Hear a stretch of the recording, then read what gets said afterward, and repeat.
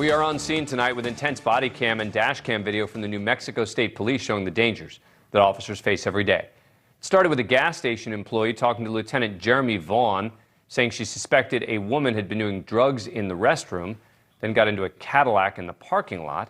The lieutenant approached the car and saw the woman with a man in the driver's seat.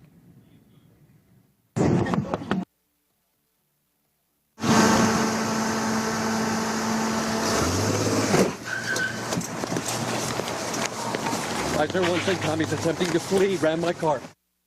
Hitting the trooper's car, the suspect led Lieutenant Vaughn on a high-speed chase for 7 miles. It ended with the lieutenant using a pit maneuver on an overpass, stopping the Cadillac against a guardrail. Jump, fuck!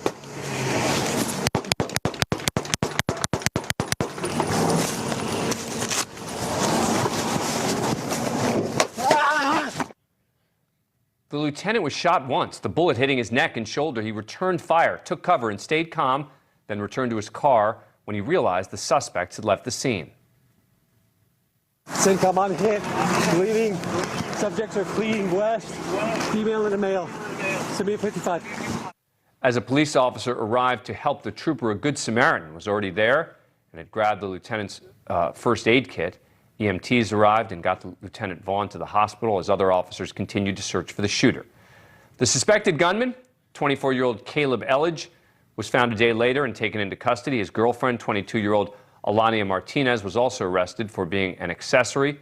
As troopers questioned Elledge, his story did not match what the body cam showed. He just started banging on the window, trying the door handle to get the out of the car. He said, "Get the fuck out of the car." Hey, he's saying, "Yeah, he backed up. I took off. You mean freaked me out? You mean fucking officer, dude? You know what I mean? What am I supposed to do? You know what I mean?" Lieutenant Vaughn was released from the hospital the next day to continue his recovery at home. Joining me as always is Sean Sticks Larkin, retired Tulsa police lieutenant. Sticks, one of the things that body cams can do is it can also back up a police officer's account of what happened. Dan, that's what it does the majority of the time. When body cams first came out, the anti-police side of the population thought, we're going to catch the cops doing things wrong now. And listen, it does capture the wrongdoings of police officers. We all know that. But more than not, it's exactly this right here. It shows the truth of what happened, and it shows the mentality of, that the suspects that are out there, that victim mentality, that the police are at fault no matter what's going on. And I can tell you, even throughout my own career, the body cam numerous times just proved that the suspect was in the wrong and the officer was in the right. And the pit maneuver that was done there, it struck me as I was watching that thinking, we forget that the officer is going to be disoriented from the pit maneuver as well. I mean, it's not just that he's hitting someone's car. His car is spinning as well.